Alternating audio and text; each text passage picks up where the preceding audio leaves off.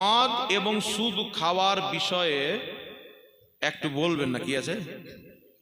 যে ব্যক্তি সুদ খায় এই ব্যক্তির সাথে কুরবানি দেওয়া জায়েজ নাই। যে ব্যক্তি সুদ খায় একে মসজিদের কোনো কমিটিতে রাখা যাবে না। যে ব্যক্তি সুদ খায় ওর বাড়ি বেটির বিয়ে দেওয়া যাবে না। আপনার বেটিকে সুদ খাওয়াতে দিবেন? জি। যে ব্যক্তি সুদ খায় এর যদি চায়ের দোকান থাকে ওর চাও খাওয়া যাবে। বুঝতে পারছেন? মানে সুদখোর মানে ওর খাবারটা একবারে নাপা, সুদের টাকার খাবার অপবিত্র। এটা না আপনার জন্য খাওয়া যাবে না আমার জন্য খাওয়া যাবে। কথা বুঝতে পারছেন বাবা? তো সুদখোর একটা নিকৃষ্ট ব্যক্তি। কেউ যদি সুদের একটা টাকা খায়, সে কাবা ঘরে সামনে নিজের মায়ের সাথে ৭৭ বার জিনা করলে যা গুনাহ হবে, সুদের ১ টাকা খেলে তার চাইতে বেশি গুনাহ হবে। এই সুদখোর হচ্ছে সমাজের নিকৃষ্ট জাতি। যদি আপনাকে বলতে যাই তো রাস্তায় যে কুকুর হেঁটে বেড়ায় এর কোনো দাম আল্লাহর দরবারে আছে, কিন্তু সুদখোরের কোনো মূল্য নাই।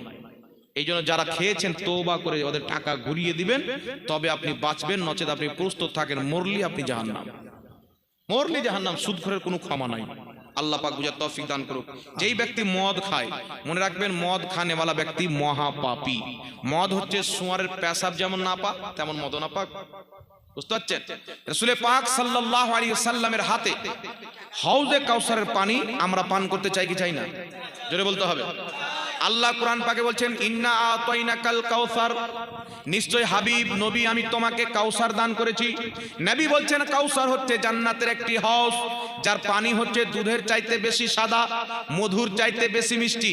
কিয়ামতের এক একটা দিন হবে দুনিয়াতে ৪০ বছরের সমান। মাথার উপরে সূর্য হবে, জমিন তামার হবে, নিজের ঘামে হাবুডুবু করবেন, পিপাসায় আপনার চোখের বুঁদগুলো সাদা হয়ে যাবে, কলিজা শুকিয়ে যাবে, মাথার মগজ পর্যন্ত শুকিয়ে যাবে। এমনি সমাতে নবী মুস্তাফা নিজের উম্মতদেরকে হাউজে কাউসারের পানি পান করাবেন।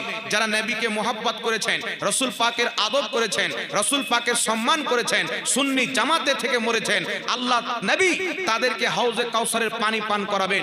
যেই ব্যক্তি একবার নবীর হাতে হাউজে কাউসারের পানি পান করবে, কিয়ামতে দ্বিতীয়বার আর তাকে পিয়াস লাগবে না। জোরে বলেন সুবহানাল্লাহ। যেই ব্যক্তি জীবনে দারু পান করে, নবীর হাতে হাউজে কাউসারের পানি তার জন্য বৈধ নাই, পাবে না, হাউজে কাউসারের পানি খেতে পাবে না।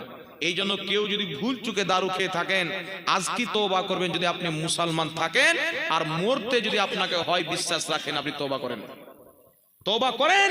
আল্লাহ যেটা আপনাকে খেতে বলেছেন সেটা আপনি খান, আল্লাহ যেটা থেকে বাঁচতে বলেছেন সেটা থেকে বাঁচেন। আল্লাহ আপনাকে কবরেও বাঁচাবে, হাসরেও বাঁচাবে।